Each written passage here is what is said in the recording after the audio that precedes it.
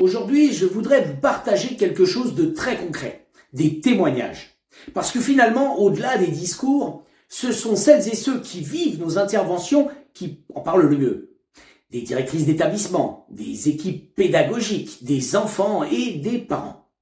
Aujourd'hui, je vous propose donc de découvrir 2 témoignages.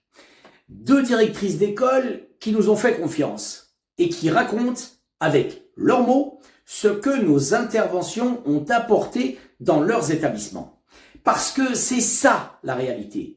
UBACA ne remplace absolument pas l'éducation nationale. UBACA ne s'improvise pas expert. UBACA vient en complément, vient renforcer, vient ouvrir la parole là où elle est parfois difficile. Je vous laisse découvrir ces témoignages, sachant que le premier est celui de Marie Charrier, directrice de l'école publique d'Alboussière, et elle a témoigné au micro de Nelly Sorbier sur Isidre-Mardèche. Avec nous depuis Alboussière. Bonjour Marie. Bonjour. Bienvenue. Alors vous êtes directrice d'école, vous Marie? Oui, directrice de l'école d'Alboussière. Ah ouais. Et donc vous avez fait intervenir l'association UBACA chez vous?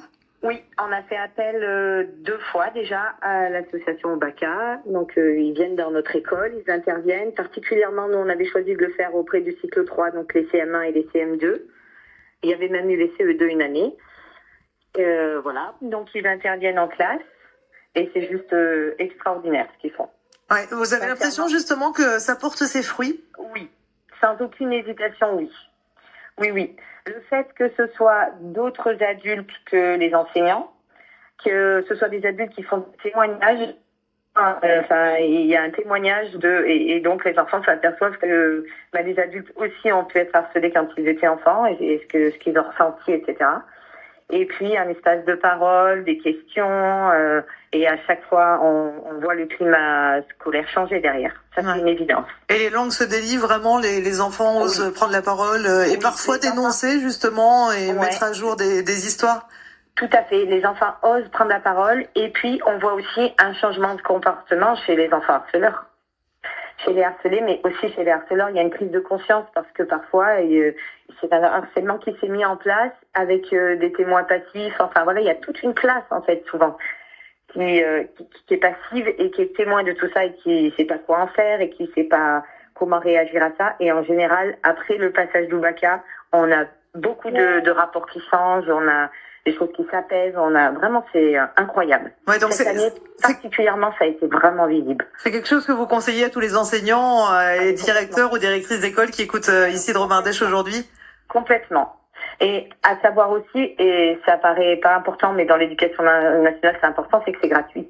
Ah oui. Et ça c'est important aussi pour le directeur d'école.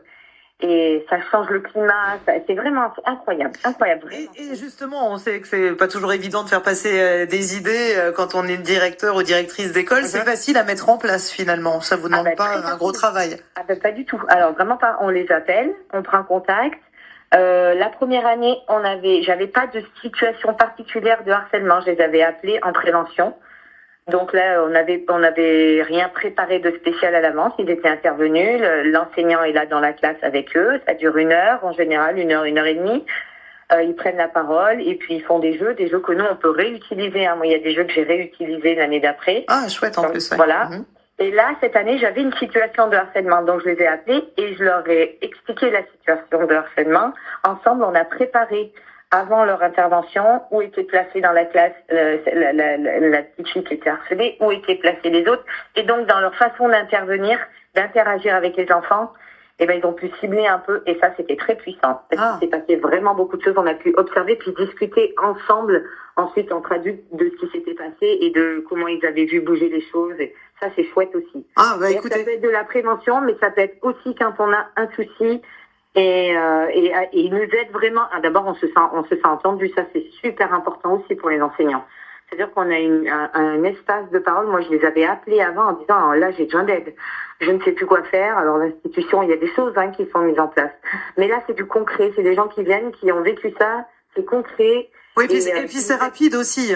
Voilà, j'ai rien contre le système dans lequel nous sommes, mais c'est vrai que souvent ça prend du temps de déclencher des choses. Là, vous pouvez intervenir tout de suite. Ouais. Le fait que ce soit déjà hors notre propre notre propre système éducation nationale, ça a une richesse et ça a une liberté de parole. Enfin, c'est vraiment extraordinaire, quoi. Eh bien, écoutez, votre parole est d'une sacrée richesse aussi aujourd'hui. Merci beaucoup pour votre témoignage, Marie. Ce type de témoignage, je vous le garantis, il est précieux pour nous. Parce qu'au-delà des mots, Marie a su résumer exactement ce que nous cherchons à faire. Notre démarche, notre posture et surtout les effets concrets que l'on peut observer sur le terrain. Alors, simplement, mais sincèrement, merci à elle. Le second témoignage que je voulais vous partager est différent. C'est un message, un SMS que nous a envoyé la directrice de l'école de Mauves, plus récemment encore, suite à notre deuxième intervention dans son établissement, cette fois auprès de ses classes de maternelle. Je vous laisse le découvrir.